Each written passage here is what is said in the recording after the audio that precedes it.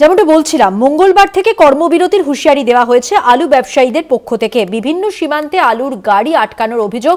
সরকারি এই সিদ্ধান্তের প্রতিবাদেই ধর্মঘটের হুঁশিয়ারি। আটকে রাখা সমস্ত গাড়ি ছাড়ার দাবি ব্যবসায়ীদের।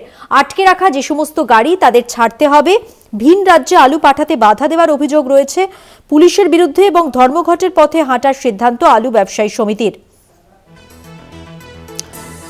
আলু ব্যবসায়ীরা কি বলছেন শোনাবো। হিমঘর ওনার্স অ্যাসোসিয়েশন এবং প্রগতিশীল আলু ব্যবসায়ী সমিতির রাজ্য কমিটি আমাদের মিটিংয়ের যেটা সিদ্ধান্ত হলো, বহির্রাজ্যে আলু যাওয়াটা এখনো স্বাভাবিক হয় না। এখনো পর্যন্ত সমস্ত বর্ডারগুলোকে আটকে রাখা হয়েছে। শুধু তাই নয়, বিভিন্নভাবে পুলিশ কোথাও কোথাও গাড়ি আটকে ড্রাইভারকে কেস দিয়ে চালান করে দিচ্ছে।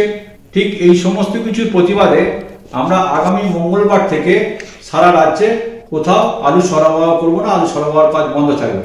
অর্থাৎ সোমবার রাত্রি থেকে সারা রাজ্যে কোথাও হিমঘর থেকে আলু নামবে না। আমাদের যৌথভাবে এই সিদ্ধান্তই একই হয়েছে। চোখ রাখবো পরের খবরে। বাংলাদেশের বর্তমান পরিস্থিতির জন্য বন্ধ রয়েছে ট্যুরিস্ট ভিসা। সীমান্তে কমেছে পর্যটকদের সংখ্যাও। আমদানি রপ্তানি বন্ধের মুখে। বসিরহাটের ঘোজাডাঙ্গা সীমান্তে আমদানি রপ্তানি একেবারে বন্ধের মুখে।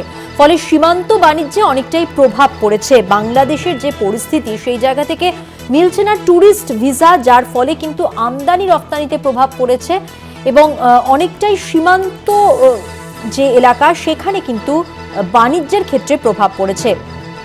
বাংলাদেশের বর্তমান পরিস্থিতির জন্যই কিন্তু বন্ধ রয়েছে ট্যুরিস্ট ভিসা। সীমান্তে কমেছে তাই পর্যটকদের সংখ্যা।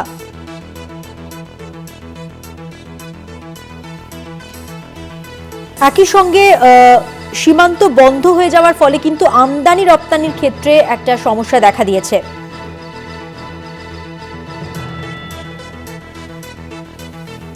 রাষ্ট্রদ্রোহিতার অভিযোগে বাংলাদেশে গ্রেফতার করা হয়েছে সন্ন্যাসী চিন্ময় কৃষ্ণ দাস ব্রহ্মচারীকে এবং এরপর থেকেই ধীরে ধীরে উত্তাল হয়ে উঠেছে বাংলাদেশের পরিস্থিতি এবং যার প্রভাব কিন্তু এই দিকের সীমান্তেও পড়ছে। এবং ট্যুরিস্ট ভিসা যেমন বন্ধ রয়েছে, পর্যটকদের সংখ্যা যেমন সীমান্তে কমেছে, আমদানি রপ্তানিতেও এর প্রভাব পড়েছে। বিস্তারিত জানবো। আমাদের সঙ্গে টেলিফোন লাইনে রয়েছেন আমাদের প্রতিনিধি সঞ্জিত চক্রবর্তী। সঞ্জিত, বাংলাদেশের পরিস্থিতির কারণে এই জায়গাতে গিয়ে সীমান্তে যে আমদানি রপ্তানি বন্ধের মুখে প্রায়, কি পরিস্থিতি? দেখো, তুমি জানো উত্তর 24 পরগনার ঘোজাডাঙ্গা সীমান্ত, যেটা এশিয়ার বৃহত্তম দ্বিতীয় স্থলবন্দর, যেখানে পণ্যবাহী ট্রাক 400 থেকে 450 ট্রাক প্রতিদিন যাতায়াত করতো রাজ্য ছাড়িয়ে ভিন রাজ্যে বিভিন্ন জায়গায় তার বিভিন্ন সামগ্রিক নিয়ে ওপর বাংলাদেশ যেত।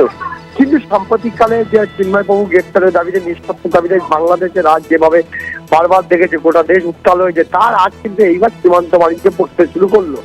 ইতিমধ্যে এদিকে ডলারের দাম ওদিকে কমতে শুরু করেছে, অন্যদিকে সেদেশে সরকার একটা পর্যটকদের কোনো ভিসা দিচ্ছে না, আর তা ভিসা বন্ধ করে দিয়েছে। অন্যদিকে সীমান্ত বাণিজ্য এখন প্রতিদিন প্রায় 100 থেকে 150 ট্রাক যাচ্ছে এবং হাতে গোনা নগণ্য কিছু পর্যটক কিন্তু ওই দেশ থেকে আসছে, যাদের আগে থাকতে ভিসা দেওয়া হয়েছিল।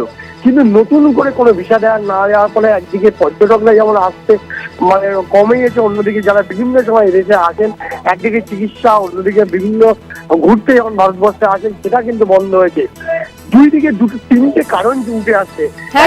সেদেশের রেভিনিউ পড়েছে, অন্যদিকে টাকার অঙ্ক বাড়তে শুরু করেছে। অর্থাৎ সেদেশের রেভিনিউ যত বাড়তে শুরু করেছে, অর্থাৎ সীমান্তবর্তী এলাকায় বাণিজ্যে অনেকটাই প্রভাব পড়েছে। অবশ্যই পরিস্থিতির দিকে আমাদের নজর থাকবে। আপাতত সঞ্জিত, ধন্যবাদ তোমাকে। কথা বললাম প্রতিনিধি সঞ্জিত চক্রবর্তীর সঙ্গে।